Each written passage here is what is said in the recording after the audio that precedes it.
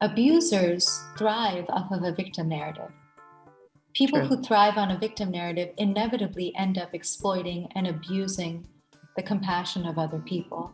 They start off seducing people through their victim narrative, saying, "Woe is me, I need you to rescue me and save me. You're the only person who understands me in the entire world." And then they start blaming you and criticizing and nagging and badgering and saying everything that is wrong in my life, the reason I am depressed and sad is you. They turn their partner into their victim of their manipulative abuse. So people who thrive off of a victim narrative inevitably become abusive, exploitive partners. This is episode number 483 with Reema Zaman, Finding Love After Emotional Abuse. Hi, everybody. I'm Sandy Weiner, and welcome back to Last First Date Radio, where we believe it is never too late to go on your last first date. And if you would like some support on your journey to lasting love, I wrote a book called Becoming a Woman of Value, How to Thrive in Life and Love. It's filled with 30 tips and stories and exercises, all designed to help you step more fully into your power, into your value. And it's not just for people who are looking for love, it's people who are looking to love themselves a little bit more. So you can find it on Amazon for Kindle or paperback. And this week's tip from the book is called Do Not Settle. It's step number 13. And I think that's really appropriate for today's episode because we often settle for relationships that don't really fill us up. They don't help us thrive in life. And it's really important not to give up hope that your person is out there. And it's not just about looking for the right person, it's about also being the right person. And I can speak from my own experience that when I got married at 28, I thought I had reached the limit of all the people in the world to date. I thought I had exhausted every man in New York City and that the man I was marrying was the best fit for me. And in some ways, he was a good fit for who I was then. But he certainly was not the last person. My ovaries were not going to dry up in a year. And all the things that I was afraid of did not happen. So I encourage you not to settle in any part of your life, but really to go for what you really want. And before I bring Reema on, I would like to invite you to join our Facebook group. It's called Your Last First Date. And it is a group for people who want to grow and thrive on their journey to lasting love. It is a positive place for support, which is highly unusual in these kinds of groups because most of them are not monitored. They are just a place to vent and talk about how horrible life and dating is. We are really interested in helping you move forward. So join us at Your Last First Date. And now for my guest. Reema Zaman is an award-winning author, screenwriter, and speaker. She's the author of the memoir, I Am Yours, the forthcoming dystopian novels, Paramita and Motherland. Did I pronounce those right? You did. Okay, good. The anthology, Love, Sex, and creator of the TV show Snap. She's been a guest on Dear Sugars and Vice News, and her essays have been published in Vogue, The Guardian, Salon, lots of amazing publications. And she was born in Bangladesh and she was raised in Thailand. She now lives in Portland, Oregon, with her beautiful rescue chihuahua, Fia the Fierce, who I've met already. Fia was right there on your lap, Reema. So welcome. So good to have you here. Thank you so much, Sandy. It's such an honor to be here. I'm so excited to speak with you. I discovered you one time. I was scrolling through Facebook and I think was it Andy Lamott's son? Is that who's Yes, the son Sam. who interviewed? Yeah. Yeah. And I was just like going down one of those social media holes where I was like, oh, Sam's interesting. Oh, he has a podcast. Oh, you were on his podcast. And he's like talking about how wonderful you were. And then I come to your video and you're speaking about the trauma you suffered in your marriage. And I just felt this connection. So I wrote to you. I'm like, oh my God, I'm in love with you. So I'm so glad that this worked out. And I would love for you to share a little bit about what was in that video and what was your past relationship so that people can understand where you came from. I'm 38 now. And when I was in my mid-20s, I got married very quickly to a man I had only really known for 6 months at that time. And it wasn't even like we didn't have a wedding or anything. We met in the summer of June 2009. So yeah, June 2009. And at that point, so like you said, I was born in Bangladesh and raised in Thailand, and I graduated from the International School of Bangkok and immigrated to the United States as a student. I went to Skidmore College, which is in upstate New York, and I studied gender studies and theater. I had a double major with a minor in religion. And I was a card carrying feminist. My concentration in my gender studies program was the history of violence and abuse against women and the psychology of abusers.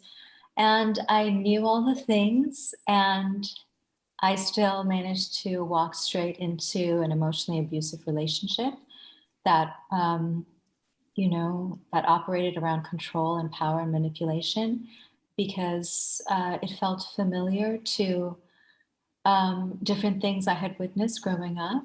I had, grown up around a lot of patriarchal marriages and dynamics, and the thing is, even though the brain knows all the academics and scholarly papers, and you've written all these papers, I think that first critical adult relationship is about us going through our pain points and wounds that we've carried in from childhood and teenagehood and creating messes from there and then working through it.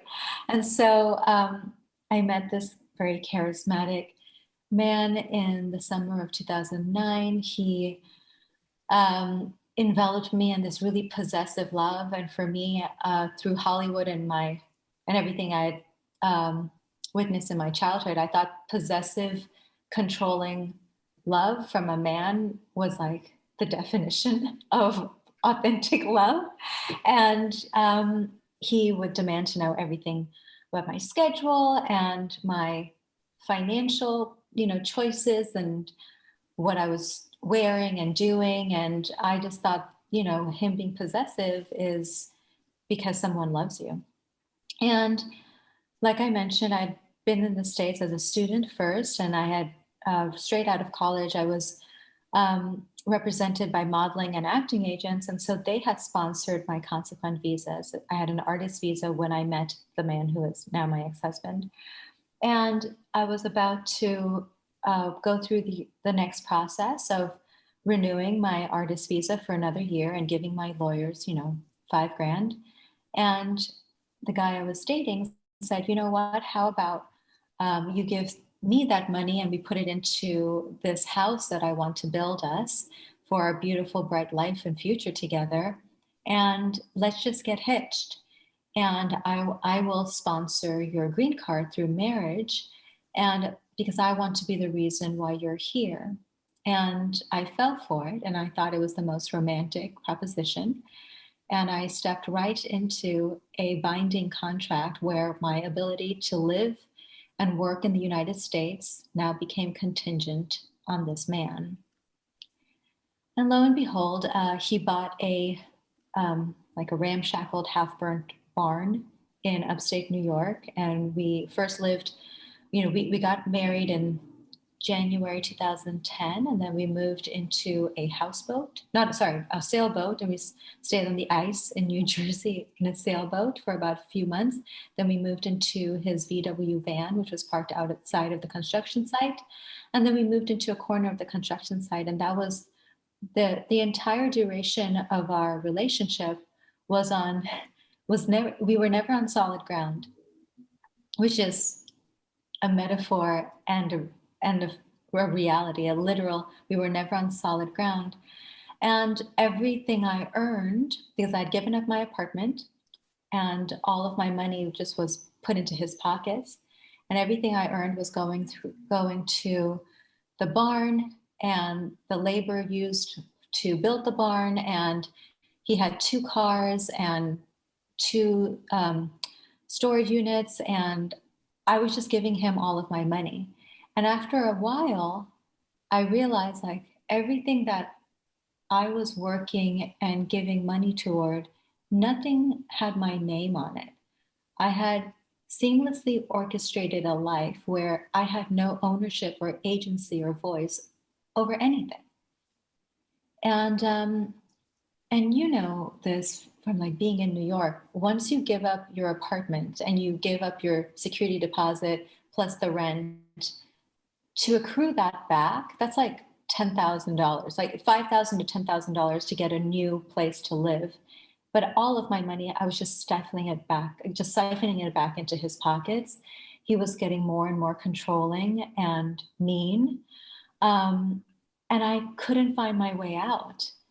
And after a while, the gaslighting started where he would say really awful things to me and threaten me with, he knew that my deepest need in a relationship is belonging. So what manipulators do is, and abusive manipulators, what they do is they identify your core wounds or your core fears, as well as the character traits that you value most in yourself and other people, and they start to attack you exactly where you are most sensitive. So, for instance, he knew that being generous and caring and responsible with my loved ones are some of the qualities I revere most in other people and certainly in myself. I'm the oldest of four kids, and taking care of other people and being selfless in my generosity and abundant in my generosity is pivotal to who I am and what I value. And so he would start to say, you are being so ungenerous, you're being so selfish, you never give me any time or affection. So this way, even though I had started falling out of love with him because of his unkindness, I was trapped because I started running in circles, overperforming and giving more in order to prove my value to him. And that's a tactic that manipulative abusers use. They will wound you exactly where it hurts most. Another thing, because he knew that my deepest relationship need is belonging, he would constantly threaten me with kicking me out.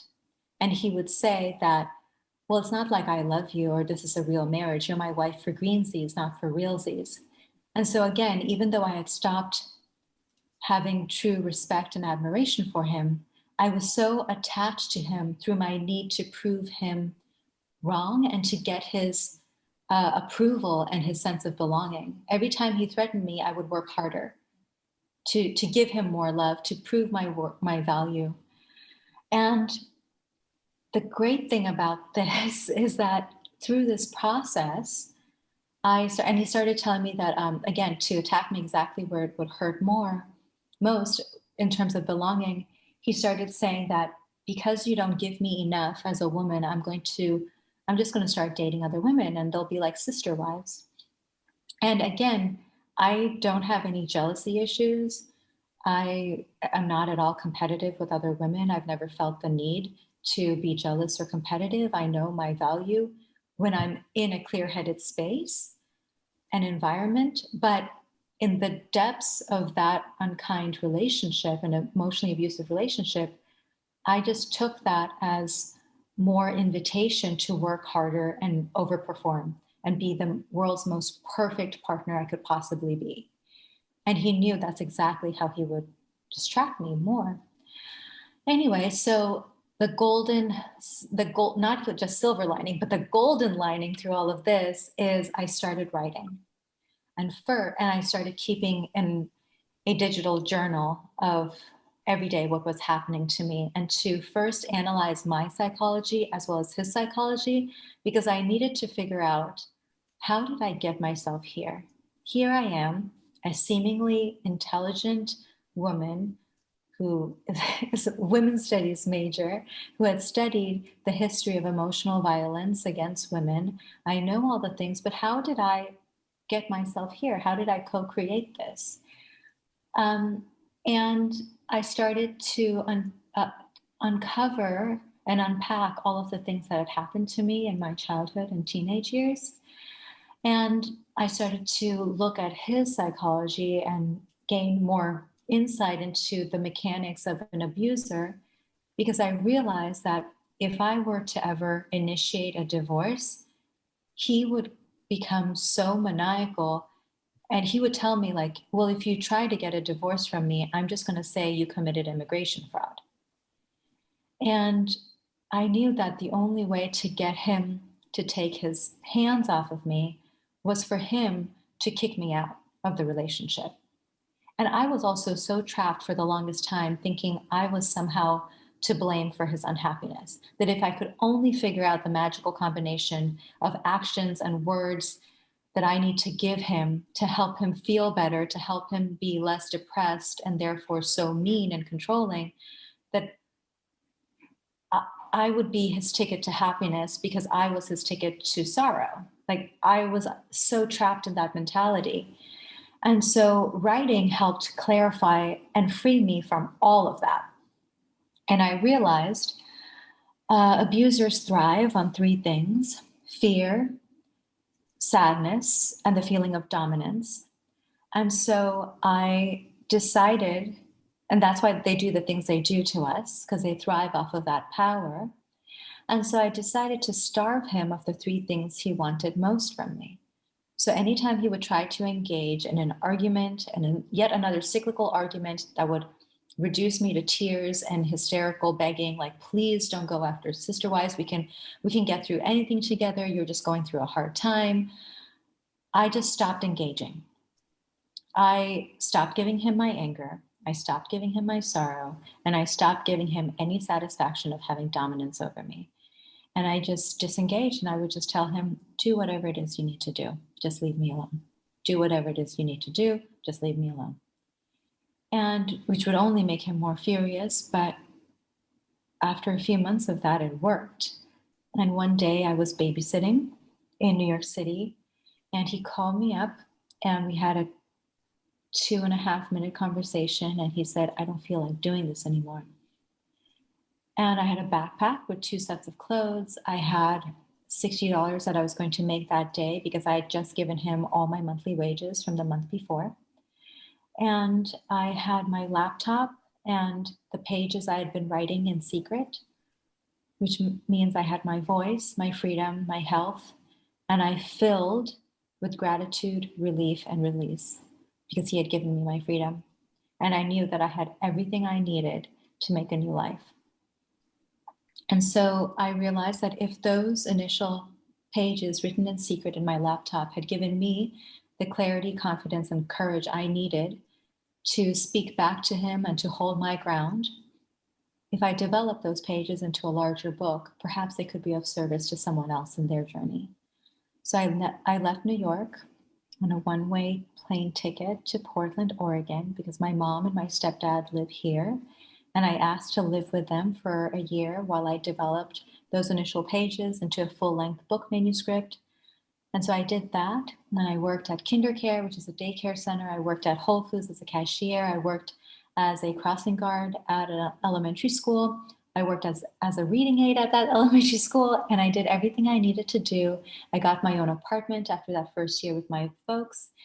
I still remember so vividly sending query letters to different literary agents while I was like in my uniform at KinderCare during my lunch break. And I wanted to live with my parents because witnessing my mom be so loved and cared for by a loving man, I knew that was critical to my healing. And I knew it would give me the tools to be like, that's what I deserve too. If my mom has that, that's what I deserve as well.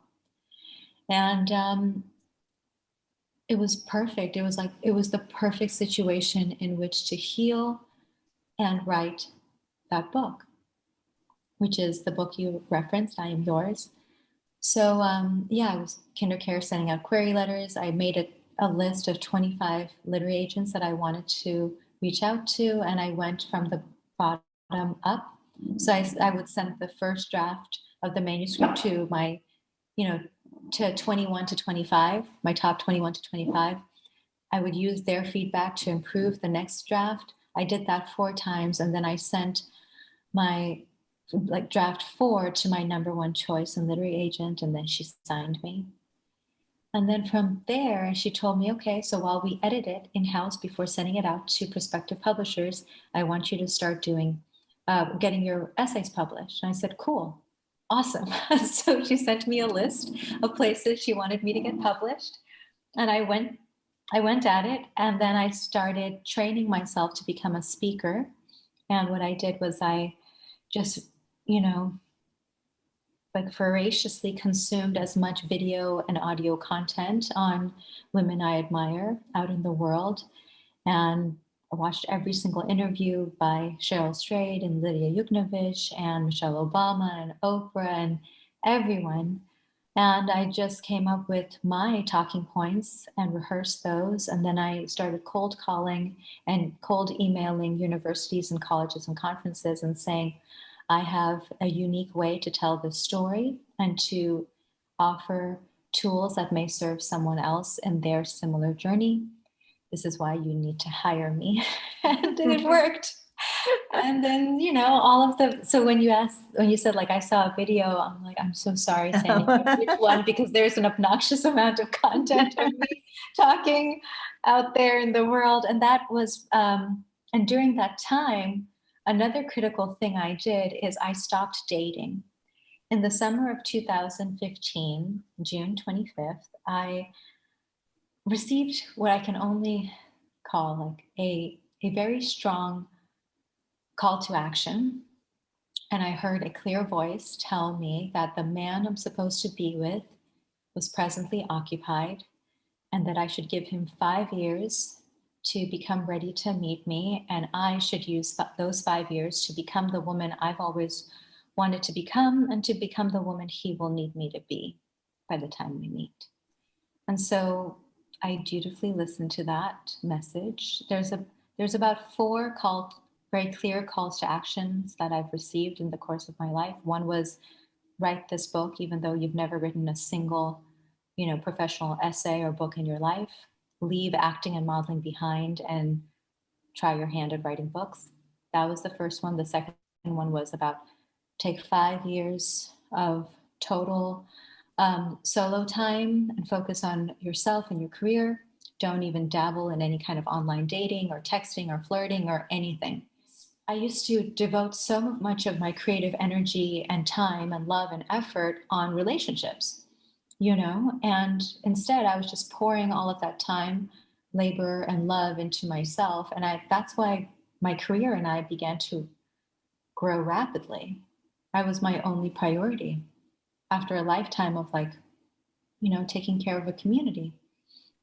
And so I did that for 5 years, and everything was a seamless explosion, which is what my mom calls it.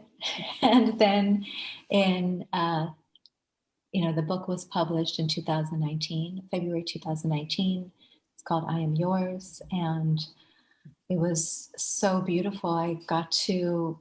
My book tour kept on being extended, and I ended up traveling for about 7 months of that whole year.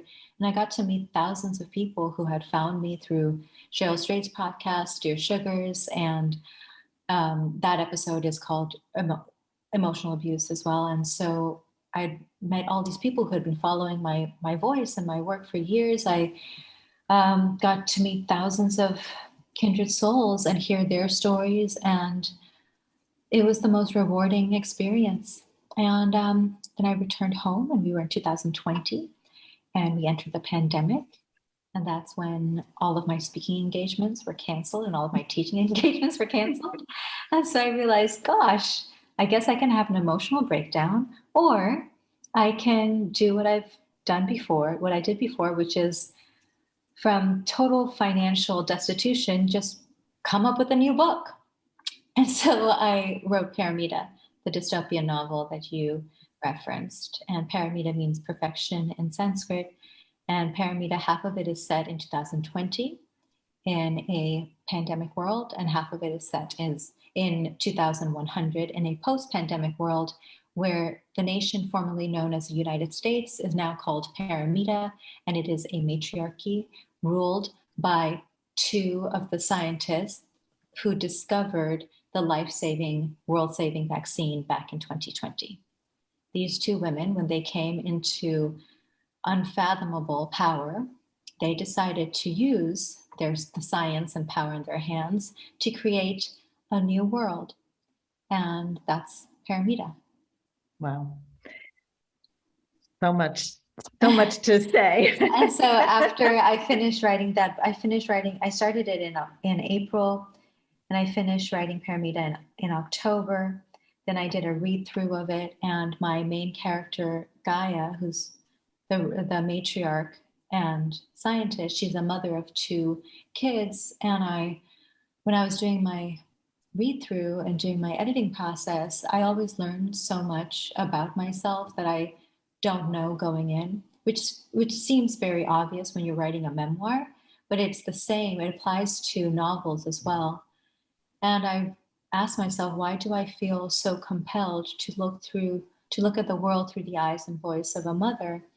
And I realized, oh, Reema, it's time. You are ready to open yourself back up to the prospect of partnership and one day motherhood.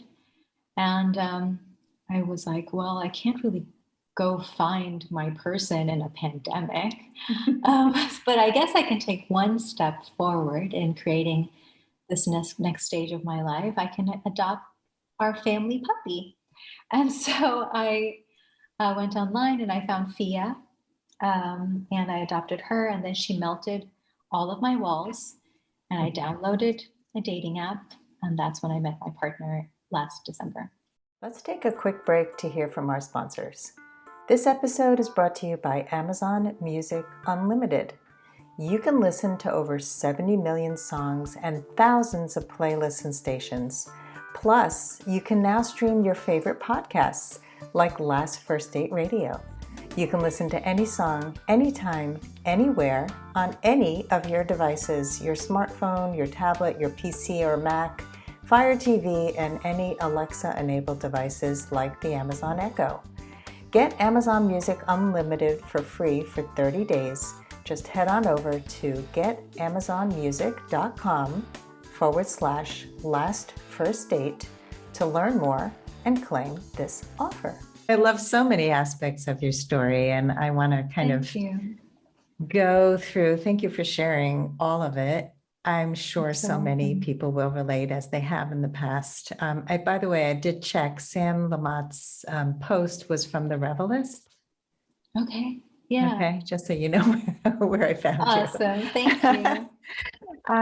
Yeah. So what's coming up for me is this overperformer in you is going to show up no matter what. So she's going to show up, whether it's for really building and rebuilding after this relationship dissolved, and also in the process of how you got out of this relationship was so clever, and self-awareness came into play because you were analyzing yourself, you were analyzing him, you were figuring out how to get into his psychology, which I think what most people miss is that part. You know, they keep trying like you did. And I did that for a long time. Try. And if I say things in a different way, then that person's going to hear me and somehow change. And that doesn't work.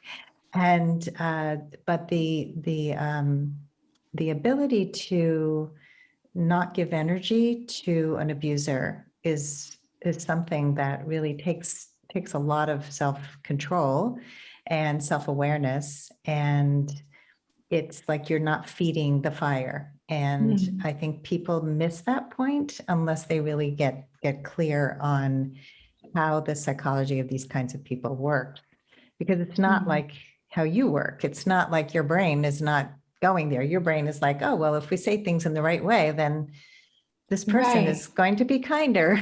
That's completely not true. Right.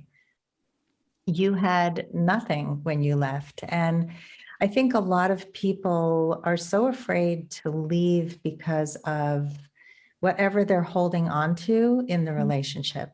I won't know how to rebuild. This is going to happen, this catastrophe, that catastrophe. I know for myself in my marriage, I was worried about my children and what would happen to them. I have friends who are afraid to leave a marriage. I don't even know why, because their kids are grown. There is abuse, but I think she's just as abusive as he is. And I think people don't own their piece in it. It's like, Right. can you believe that he did that? That's the kind of conversation that comes up a lot. Like, I can't believe he talked about me to my kids. I can't believe he gaslighted me. He did this, he did that. Right. And it is believable. And what we have to do is start believing that this is the reality. Completely. And when you and I already discussed that a little bit later in the conversation, we're going to talk about how do you prepare yourself to arrive to your last first date? And my number one thing is accountability. It takes two people to create a relationship, to destroy a relationship, or to succeed in a relationship, right? And that is a critical first step in the healing process and the healing, renewal, and readiness process. To become ready for a future relationship, you have to become the right person first in order to meet your right true match. And we can go into that later. But yes, there's and I will say too that a lot of the time, you know, as well as like the courage to take accountability, how like fear around facing up to our own culpability in that relationship and creating such a toxic environment, that is one huge thing that holds people back from truly being able to move forward. And then the other one is, like you said, like uncertainty is terrifying, but to recognize that uncertainty is another form of limitlessness, which is I have that in I'm Yours, where I grew up in a lot of different places. I'm a third culture kid, so I am so grateful for that kind of upbringing, because I've never really had to deal with the fear of uncertainty in that way, where it can be so paralyzing for so many people who grow up in the same small town with the same people, and they marry someone they met in high school, and the thought of shaking any of that up is paralyzing. And I'm grateful that because of all the travel and also the emotional journeys I had to go through as a child and teenager, and then immigrating to the United States by myself while my family was still in Asia, it equipped me with tools, the same tools that helped me feel a kind of audacity when I was, separated from my ex-husband and starting over again. I So, totally understand yeah. that. And whatever kind of childhood or teenagehood we have, whether you grew up in a small town and live in a small town, or you had an international upbringing as I did, where you were then shipped off to the States by yourself at 18, there's always things in our life where we can use to cultivate that sense of audacity, because it doesn't have to look as extroverted as my travels as a young kid. There's so many things that come into our lives that equip us for resiliency. And that in itself is ultimately the thing that gets us through, which is the mindset shift, which is, at every single point, whatever hardship that enters our periphery and our narrative, we have a choice in how we're going to engage with it. Are we going to engage with it in service of our disempowerment or our empowerment? Am I going to recycle this and refurbish this hardship toward courage, clarity, and confidence? And because ultimately we are the authors of our lives, and we get to decide, am I going to live life as a victim who's constantly complaining that it's not my fault, it's someone else's to blame, someone else's to blame, someone else's to blame? Or am I going to empower myself by saying, I'm going to take accountability of my choices in the situation. I'm going to embrace all of the challenges that I have encountered and use them to become stronger and wiser so I can make better decisions for myself in the future. Yes. Yes to all of that. I always said that my having grown up with chaos and uncertainty prepared me for anything that could happen in life. And it also gave me resilience, but that's not true for every member of my family. And so I think that we don't all come out the same, but we can start with the same background and choose a different way of dealing. And so, I mean, that's why I became a coach, is really to help people who didn't have the tools and who do get stuck and want to find their voice and want to feel more empowered. How do you do that? And it's right? It's fascinating. It's one of the values of a partner that I look for is how they deal with crisis. How do they deal with challenges? Because to me, that really makes or breaks a person's core being. Absolutely. If a person, I mean, the human mind is so powerful, and we are not a product of our challenges or experiences. We're not a product of our experiences. We're a product of our choices, the choices we make in reaction to our experiences. And if we decide that, the very cliche thing like glass half empty or half full, or you can be like, I will, you know, create my own glass. Like I will make a whole house for myself. I will learn how to blow glass and create my own thing. Like it's like beyond something as tiny as half empty. There's so much abundance, and it begins with our choice to create it. And I think there's three different mindsets. There's the mindset of a victim, there's the mindset of a survivor, and then there's the mindset of a warrior. Very true. And beautifully said. I love that very contemplative pause. Well, you're making me think about my life and about my clients and my children. And so many people just walk around saying, I was born this way. I have no choice. Not true. So really, really important message that we can stay victims and we can also be the warriors of our lives, and Completely. we can make a difference. And like you didn't just make a change in your own life. You took that and said, let me pay it forward and help other people. Thank you. And I want to create or connect the dots between abusers thrive off of a victim narrative. People True. who thrive on a victim narrative inevitably end up exploiting and abusing the compassion of other people. They start off seducing people through their victim narrative, saying, woe is me, I need you to rescue me and save me. You're the only person who understands me in the entire world. And then they start blaming you and criticizing and nagging and badgering and saying everything that is wrong in my life, the reason I am depressed and sad is you. They turn their partner into their victim of their manipulative abuse. So people who thrive off of a victim narrative inevitably become abusive, exploitive partners.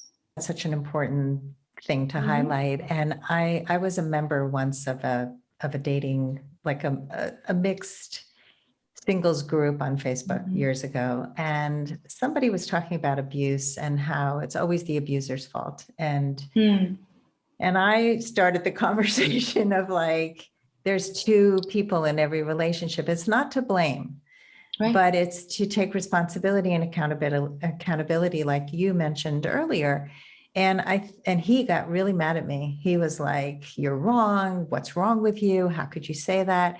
And I think we can't just walk around saying it's all your fault. There's a reason we attract these people into our lives. And the work that you did and that other people have done is to not be attracting these people anymore, because now you have a voice and now you're no longer a victim, and you don't believe these fantastic stories that people tell you about how they feel about you and you're the most amazing woman they've ever met, and then turn the script. It's like, right. You become aware. And I think the awareness is always the first step, as I always say. That's how you start to shift out of Completely. the mentality.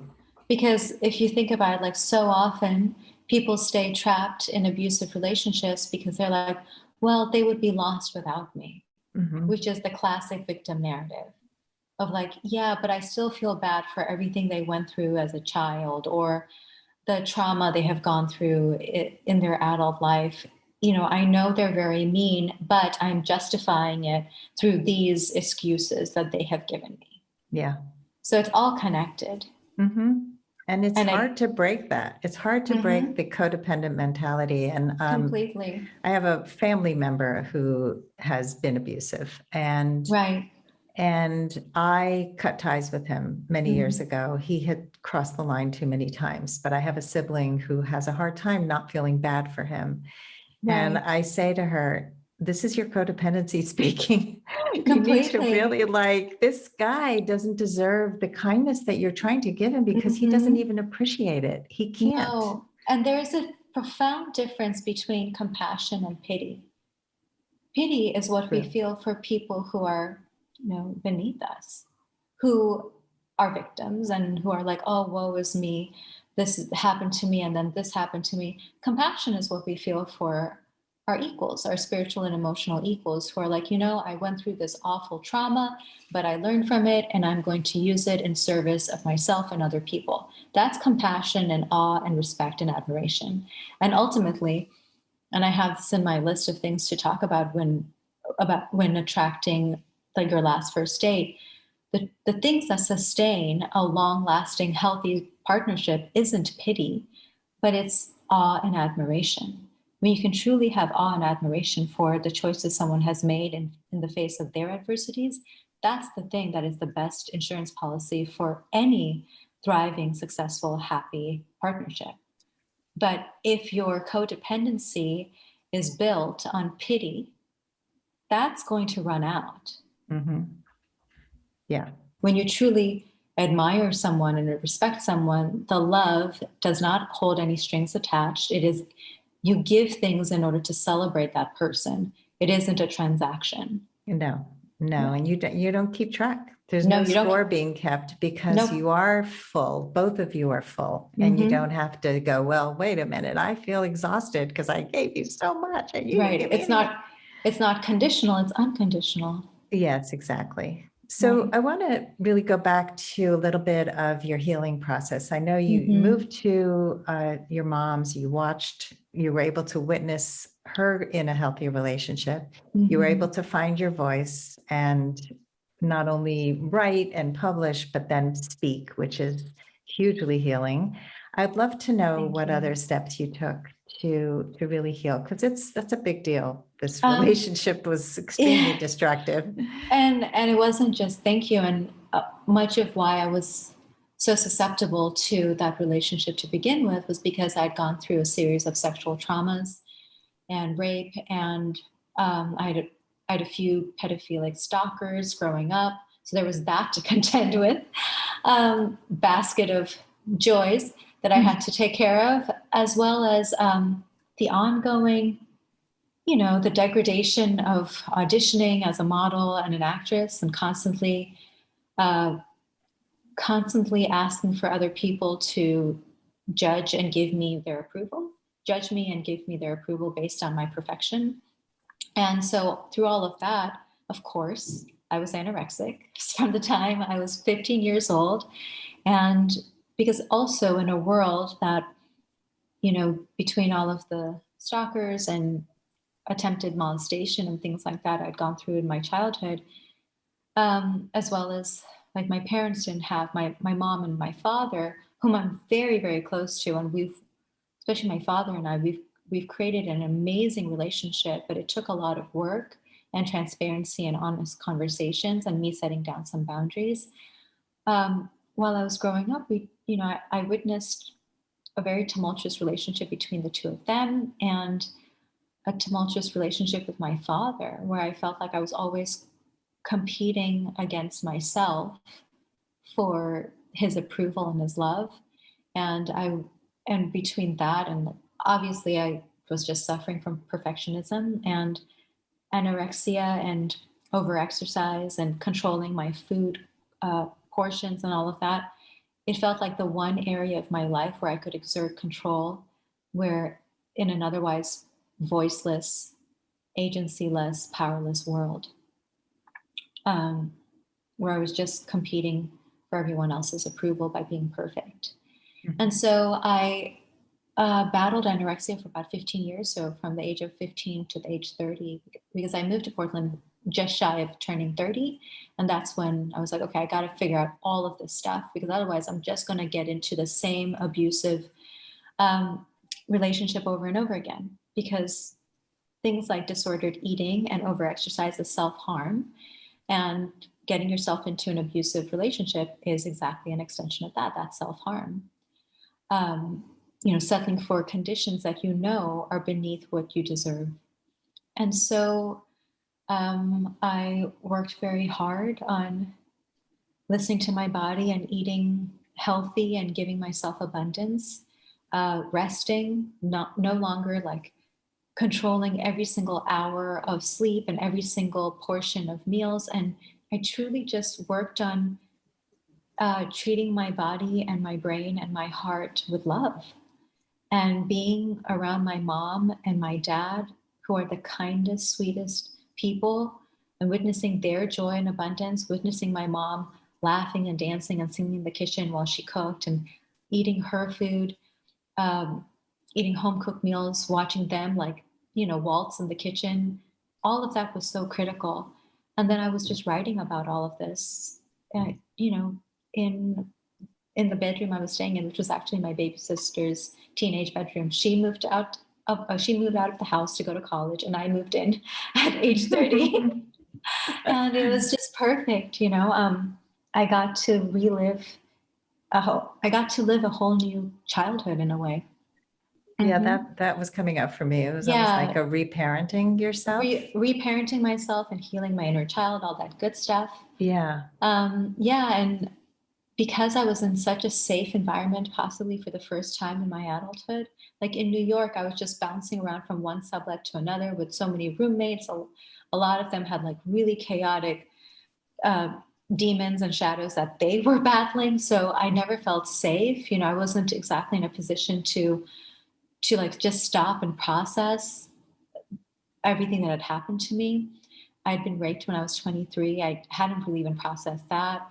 Um, I'd had a miscarriage when I was 24 that I didn't even know was coming. But you're just racing to make it to the next day and the next audition and the next babysitting gig and the next modeling photo shoot. That's what I was just in. I was constantly running. And in the process, I never even had the time and space to go through everything, much less unpack and heal. So I had all of this to contend with when I moved to my parents, and I was finally in a safe space to do so. And I just started crying and writing. and Mhm. and the first 3 months of writing, I was just crying every single day. But I instinctively knew that it was just pent up tears, because even after I'd been kicked out of the barn by my ex-husband, I couch hopped for a few weeks at different houses of people whom I worked for, whom I babysat and nannied for. And you can't stop to cry while you're taking care of someone else's child. Like, if I ever allowed myself a moment to process my sadness and grief, it was on the treadmill at 4 a.m. in the morning before my babysitting job, or it was like on the subway between auditions. And so there was just, yeah, when I sat down to write and I was just crying about all of these things from, infancy to age 30, I was just like, this is great. This is exactly what I should be doing. And I built up also, and it was the first time I was just allowing my voice to express all the anger and pain and sorrow I had felt that had been accumulated. And I realized this was vulnerability for the first time in my life. And especially after I had been Little Miss Perfect my entire life. Perfection is the opposite of vulnerability. And it's another way to armor yourself up. I think there's two main ways that people armor themselves up against vulnerability or try to not feel it. One is perfectionism, and the other is control. A lot of people try to control their way out of vulnerability. And perfectionism is another way where you show the world that you are completely like you're Barbie or Ken, and that you have everything put together. And then deep down inside, you're just like panting, trying to catch your breath. Mhm. And which was my version of armor. Yeah. And so for the first time, I just let down that armor and felt everything. And I intuitively knew as well that sitting inside vulnerability, it's a muscle that you develop. And so naturally, after the first few months of never, like I wasn't able to write without crying. And Mm. then after a while, I just built up my muscle for vulnerability. And then it just became a much more efficient and less exhausting process to write. Yeah. And it Yeah. was perfect preparation for the speaking gigs I would be giving 5 years down the road. A lot of people will ask me, like, how do you tell your story on these podcasts or speaking engagements? Like, how are you not devastated at all times? And I said, well, because now I know how to do this as an art form and as a craft and not like a therapy session. Because that's the critical difference where true, uh, excellent memoir writing is not therapy. It's your 14th draft. Your first draft is therapy, and it's for yourself. You're not supposed to share it with anyone else. And then you mine it and mine it and mine it so it doesn't seem so raw and angry or sad or pitiful. And you mine it for the golden narrative that lives up through the wreckage. And you can say, here's the beauty that I found through the brutality of life. This is what can hopefully be in service of someone else. Like, there's a lot of people who preemptively share their narrative, where, whether it's in a book or now everyone has a blog, for heaven's sake. And just because you have access to a blog doesn't mean you're a writer, because there's a huge difference between self-obsession and introspection. Mm-hmm. Quality writing is about introspection in service of someone else's story. Terrible writing is about self-obsessed, woe is me, this is my victim narrative, everyone and their mother had it against me. Mm-hmm. And so the same thing can be said about, like, when you try to go step out into the world and you do your keynotes, or you step out into the world to re-engage with the dating atmosphere. If you're still in your victim narrative, you're never going to be successful, whether it's in the arena of love or the arena of a professional environment. Yep. I talk a lot about trauma bonding and Mm-hmm. how in the dating world, so many people will connect on their wounds instead of Gosh. connecting on, like, this is who I am today. This is And what strength I've done and- to get here. Right. Mm-hmm. And these are my passions and these are my goals. And this is what makes me tick and what makes you tick. It's like we just have it backwards. And Yeah. I remember many years ago, what you said really rings true about how people speak about their lives. Mm-hmm. There was a woman who wrote The Blessing of a Broken Heart. She had lost a child in Israel during a terrorist act. It was a terrible, terrible crisis. And she wrote it in such a way that was obvious that to me that she had done healing and that she was Right. really writing the way that you talk about the introspection. There was no victim mentality in that at all. And then I heard another woman speak, and she had lost children in a fire. I mean, it was equally terribly tragic, but it was all, I'm working through my stuff here on the stage. Right. And I was so turned off. I wanted to run out of that room. And Brene Brown talks about this, that how we should never be sharing our stories as a way to work through them. The way that we can really hear a story and we can learn from it is, you feel the difference when somebody has done the work and has worked through it and is ready to now share in a way that can be received and also learned from, because it's shared in such a beautiful way. That's really the goal. And I don't think a lot of people know how to do that, both in writing and in speaking. There's a fine line that a lot of people just don't understand. I mean, it's a craft like anything else. Just because we're all taught the alphabet doesn't mean we're authors. It's true. It's,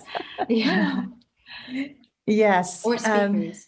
Yeah, no, it's very true. And I think, when I first started writing, I was writing way too much about my personal life and working through it. And I actually took down a lot of my writing and really changed the focus of how I wrote and how I speak.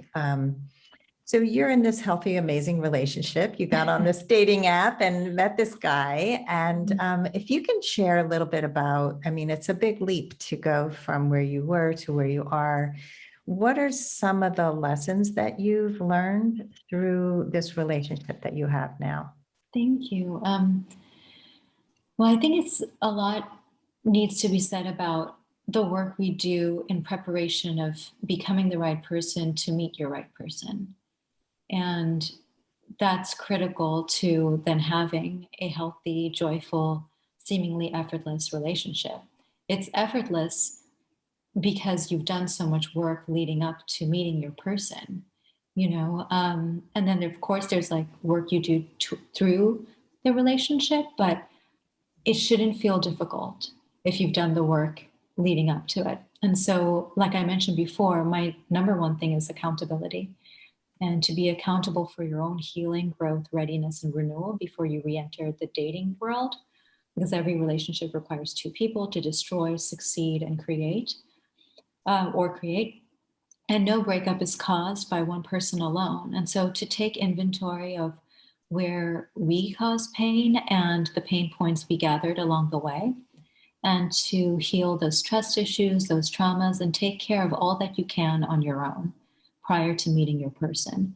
And to discover the invaluable wisdom that you will need to prepare for and co-create a successful, joyful, seamless partnership with the right person when the time is right.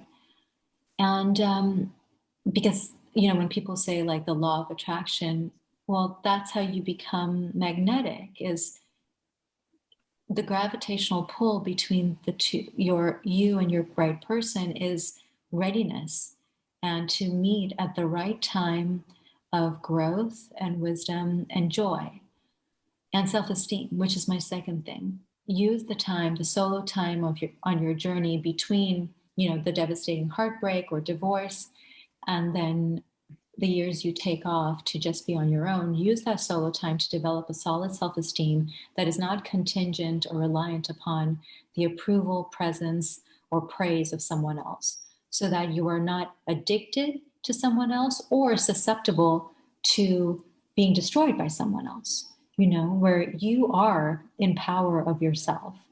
And you're not about to put someone else on a pedestal and give them all power and agency over who you are, your identity, and your value. Because that is critical. Having a solid self-esteem is also very critical in not only being a healthy person, entering a healthy relationship, but also to realize that every long-lasting, long-term relationship, there will be different stages and seasons where your partner will need you to hold steady while they are going through something in their inner world. And we will take turns doing that. And it's so critical to gain and create a solid self-esteem, because it helps you then to not personalize your partner's every word, action, and season. Does that make sense? Mm-hmm. Where there's always going to be stages in a long-term relationship where one partner will need the other one to stay inside courage and love while they are floundering in something that has, triggered them or caused them to fear and go into a pain point. And so having a solid self-esteem allows you to not personalize your partner as they're healing a pain point, or helping them heal a pain point, so that your partnership can constantly thrive and grow together. It's having a solid self-esteem will equip you for things like, one partner losing their job, or going through a period of purposelessness, or a period of depression, or even like the initial fears that come up when building a new relationship. Right. The initial fears around trust and certainty and commitment. Having a solid self-esteem grounds us through that entire thing. It keeps us anchored and moving forward. And it's so essential to build that on your own before you re-enter the dating world. Number 3 is joy. Learn how to cultivate true, lasting, authentic, sustainable joy that is independent to anyone or anything. Joy that is unconditional. And because that's ultimately being able to be someone who can cultivate sincere joy in your own personal company, that will sustain the health and ease of a partnership better than anything else, honestly. It means like you will never fight, you will just talk things out. It means that you will be able to repair and renew from like minor tensions. It won't become this like awful conflict. Joy helps in every single facet of a healthy partnership. It's why seamless, effortless partnerships are only seamless and effortless because so much work has been done on those two people going in. It's the same thing as when you hear an incredible musician sing or play, or you see a portrait done that just seems like, oh my gosh, like how did they do that? Or an amazing actor. It just seems effortless. But the more effortless something appears, the more work and labor and time and intentionality has gone into perfecting that craft. And the same goes for our readiness and our quality of partner, but being the kind of partner we want to be and want to show up as. So number 4 is awe and admiration. Become a person you sincerely admire, respect, and can trust, because that's what sustains lasting attraction. Not physical chemistry, not attachment disorders or codependency, not pity, having pity for each other's wounds and victim narratives. That does not sustain lasting, healthy, joyful relationships. The thing that sustains lasting attraction is genuine, sincere awe, admiration, respect, and pride in the person you're with. And so to attract that kind of person, you have to become that kind of person. Because that also means that if you become that quality and caliber of person, you're not going to settle for riffraff, because you're not going to be compelled and attracted by wounds. Mm-hmm. You're going to be like, okay, you need to do some more work on yourself, but I'm not going to engage in this. I'm not here to save you. I'm not interested in that. It's the ego that wants to save people. But if you've taken the time to grow into someone who can sincerely admire yourself, you're no longer attached to the ego rush of saving other people. Does that make sense? 100%. Awesome. The number 5 is emotional intelligence and the ability to communicate effectively. This is so critical. I mean, my partner and I, he's just so intelligent, and he has done such a tremendous amount of work to gain the tools to communicate effectively. And I do this professionally. And so we just met and we hit the pavement running. And everything has just been so remarkably easy, even when it comes to unpacking a bit of tension that has arisen. And when you have the tools of language and you've taken the time to have a solid self-esteem and a calm brain, you're not going to just even if you inadvertently step into a pain point from your partner's past, it's not going to just turn into this chaotic environment. You're going to be like, oh, I'm sorry. I feel like I inadvertently triggered a pain point. Let's just talk about that. Can you please clarify what you meant in that moment? That's literally how he and I engage. It's so easy if you do the work to get to that place of effortless communication. And having that emotional intelligence and ability to communicate means that all of your deep, vulnerable conversations will be done correctly and efficiently and calmly and respectfully, with intelligence and candor and courage and self-accountability and the mutual tenderness and respect that sustains not just the repair that needs to happen after a tension has been resolved, but also just being able to bounce back from it and be like, okay, we got that done in half an hour, as opposed to letting this linger and fester and then becoming something that sabotages us. I feel like so many couples, they just misread everything as an invitation for new trauma to inflict on each other. It's like, does it really have to be that way? Or could we just learn communication tools so that it doesn't have to resort to becoming this huge war every time? And that, it really is, your life becomes so much easier when you meet someone who is intelligent, calm, and has that toolkit. Yeah. It really is. For me, it's a non-negotiable. And I identified all of these things prior to meeting my partner. And so when I met him, it was more like I recognized him. Mm-hmm. I was like, oh my gosh, he has exactly all of the qualities that I've been speaking into existence. And he felt that same recognition with me of well, great. This is exactly, we should be fine. And we have certainty. That recognition of each other gave us so much. And because we are older, I'm 38, he's 41, we came into this with profound gratitude for the fortune of having met each other.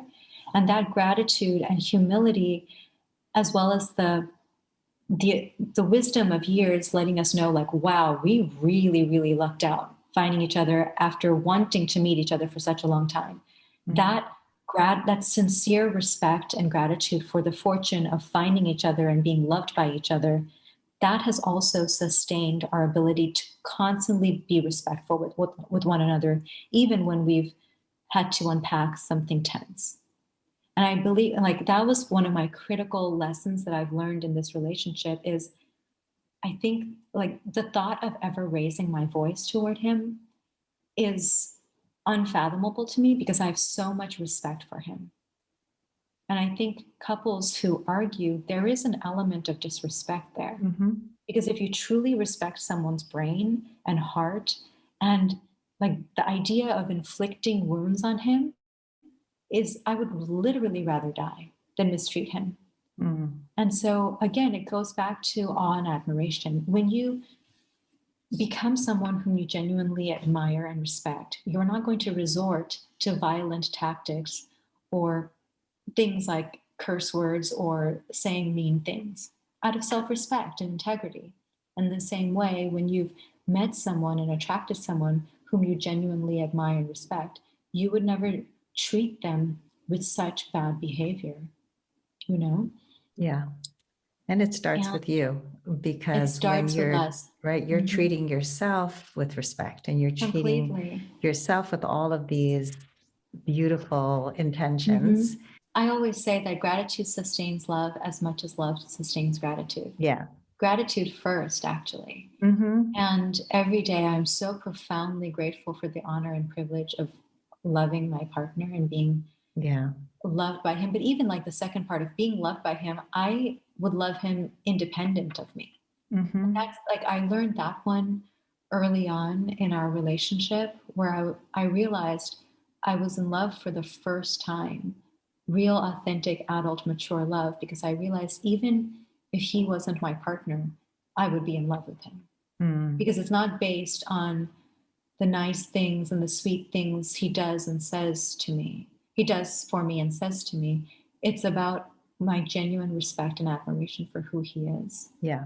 And that's the kind of person you want to be with because nothing sustains the respect and integrity of a relationship more than that, really. Absolutely. Yeah. And And so it's not transactional, like we said oh before. gosh, no. Yeah. And it's unconditional. It's Yeah. sincere, unconditional love and respect. And when you're with that kind of person, that means you're able to enter and complete your final stage of healing because there's only so much healing we can do on our own. And then the final healing of the pain points we've brought in, whether it's from our childhood or adulthood and adult relationships, those that healing of those pain points occur in the safe, loving embrace and presence of your right true match, of your right true equal match, the person who is your emotional and spiritual, intellectual, and creative equal. Yeah. And after you've done that work, like that's the first year. I mean, or part of your first year, or maybe it's 2 years, depends on mm, your ability to communicate, I think. I think that foundational work is critical, of course. I mean, that's why it's Mhm. foundational. I mean, and it depends on the couple of like how quickly you get through it. We kind of went through an accelerated growth Sounds because like we it. just, yeah, it just all kind of, I think we took care of it in like the first 10 months. And now we're just like, the analogy I have is like we built a Boeing 747 from scratch using our bare hands. And now it's in the air and we're just soaring. It's awesome. Oh, I love it. It's just so great.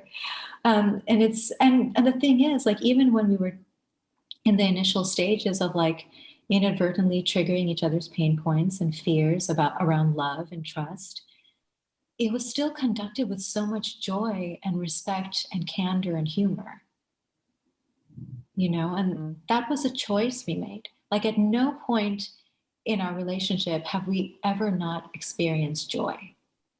And that, I feel like, that's been one of my biggest takeaways and the gifts of this beautiful relationship, which I we both have certainty and hope that it'll be our lifetime relationship, which is when you're with the right person, it's just so easy and there's so much joy. There is a playfulness in our love that I didn't think I had never experienced before. And even when you're unpacking like big trauma, you can do it playfully and with integrity and efficiency and a seamless, partnership. Just like we're a seamless team with whatever we take on, whether it's like entertaining friends and family or unpacking something that needs to be unpacked and resolved and released. Beautiful.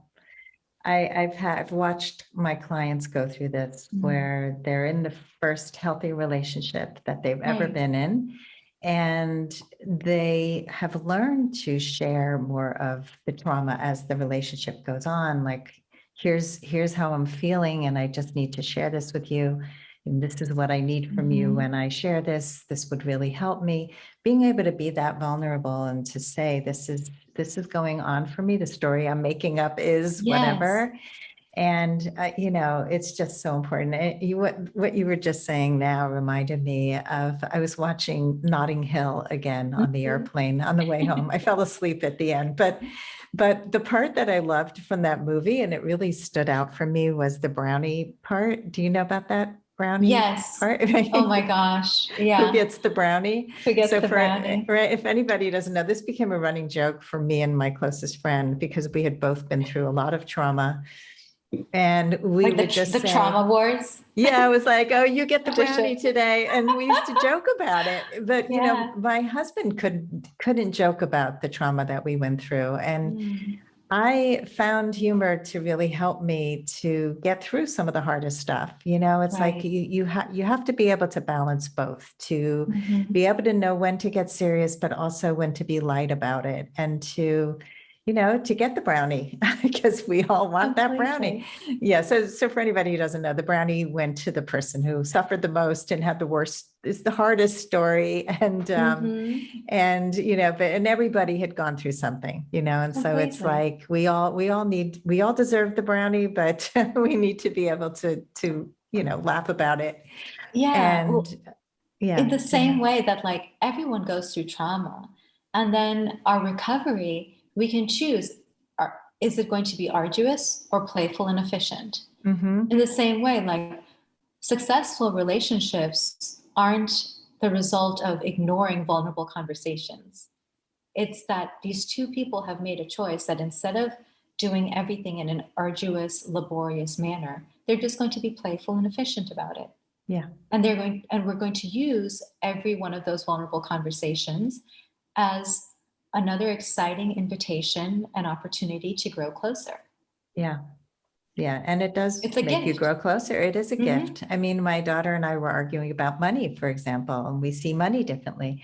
And I told her that she helped me to look at my money story. And even though I think I'm pretty good with how I see money, it's still, there's always room for growth. And I appreciated her helping me see that. And I think that if we can take a step back and put our ego aside and really hear the lessons that we need to hear in order to complete our healing and to keep growing, once we shut ourselves down to feedback, and especially feedback given in a loving way. Not all feedback is given in a loving way. Some is meant to destroy you, but feedback that's given from someone who loves you is feedback that can really help us grow. And so all of these points are just such important components. I mean, these are all what I teach and coach on, because I had to learn all of these things for myself as well in my healing. And I think that, there was, I forgot the author, I think it was Mark Hackett or something like that. He wrote Permission to Feel. I heard him on Brene Brown's podcast. And, but I love that idea of permission to feel, because so often we grow up the way you did, where the feelings were not dealt with and they were suppressed, and you had the armor up and you just kept going. And then you were able to take the time to really work through the emotions. And I think that's such crucial work. Yeah. And I gave myself a stern and loving deadline. I was like, I am not going to wallow Yes. in pain, because then I would be handicapping myself Yeah. and holding myself back from having a beautiful, love-filled, joyful life. And yeah, that's what I mean. I gave myself a year to write I Am Yours, because if the earth can orbit the sun in 1 year, I can get through my healing too. And of course, like, I'm being, a bit um, just like flippant about it, because like healing goes on for a long time. But like the big laborious stuff, it's really important to know the difference between introspection and indulgence, because indulgence then is about ego, and introspection is in service and humility of oneself, and then hopefully to get yourself to the other side, to be of service to other people who have gone through similar dark years. And all of that time I took, those 5 years to be by myself, it was really about just dismantling my ego and becoming as soft and tender and loving and steady as possible, so that I'm not reactive in response, I'm not reactive in any of my relationships. And I just really made sure to take care of all of that, because I remember, like, when I was younger and anorexic and therefore constantly hangry, I used to be so reactive, because in addition to the anorexia and the pain and fear of that, I was also struggling with so many unresolved traumas that had made me very reactive, because I was constantly terrified Yeah. and therefore clingy about, well, what does this person mean? And, what's going on in this situation and all of that. And I was like, I'm not the kind of person who I would want to date. So why should I go out there? It's like, I feel like it's almost like socially unethical to be like in a relationship if you're not totally ready for one, or not someone you can be proud of, and constantly blaming your wounds on someone else. Like, it's just, there's so much pain and chaos in the world. Don't add to it through relationships too. Yeah. Right. And Yeah. so I think all of those years that we spend on our own are about healing and dismantling the ego. Yeah. And hopefully people spend those years doing that, because a lot of them Completely. just don't. And I think that I love that socially unethical. Oh That's my a gosh. great term. I think that the other part that I want to just highlight is that you do the healing, but then you are completing the healing in the relationship. Mhm. And so I want people not to just think they have to stay in that state of constant, I need to heal a little bit more and a little bit Mhm. more. And it's like I can't launch my business until I've got 6 more degrees. And, so Oh it's my that gosh, failure yeah. to move forward. We can get paralyzed if we Yeah. wait too long. And I know that you can intellectualize how to communicate effectively and how to do all Right. those things, but unless you're practicing those skills, you won't really improve. Exactly. And like, it all comes back to the mindset. And with everything in life, we can choose, am I going to engage with this in an arduous manner, or am I going to engage with it playfully? We Yeah. can engage with love in an arduous manner, and it inevitably becomes something that destroys two people, that nearly destroys two people, plus any like kid or children you bring into it, plus the families that are in the widespread ricochet of those bullets. Or you can make the choice that I'm going to engage in love in a playful manner, and then everything in life becomes all the more beautiful. I love that. Well, that's a beautiful way to end. I think that you just exude so much grace and Thank you. wisdom and humility and resilience. And I have so enjoyed this conversation, Reema. Thank you so much, Sandy, as have I. This is wonderful. Thank you. Let everybody know how they can find you and your work. I'm easiest to be found on Instagram. And then, of course, if you Google my name or the book title, I Am Yours, there's my website. And then also, I Am Yours can be purchased through Amazon or Powell's or Barnes and Nobles or any of your favorite bookstores or wherever you get them. I've also had the privilege and honor of speaking at many podcasts like your own, and then Cheryl Strayed's Dear Sugar. So just Google my name and I am easily found. Great. So on Instagram, you're Reema Zaman, Just at Reema Zaman. Okay, Yep. fantastic. And I'm so fortunate I love Instagram because it's like direct people, and I receive a lot of DMs and, direct messages from people saying, oh, I discovered you through this podcast, or I discovered your book, or I discovered this essay. And then I went down the rabbit hole and I read your work. And then I have the honor of being the recipient of people's personal stories and being able to help them find their tools to move forward. And so please do reach out. I love it so much. I see it as an enormous privilege to be in service of your story. So, yeah, that's Beautiful. why we're here, to help each other love and be loved. I could not agree more.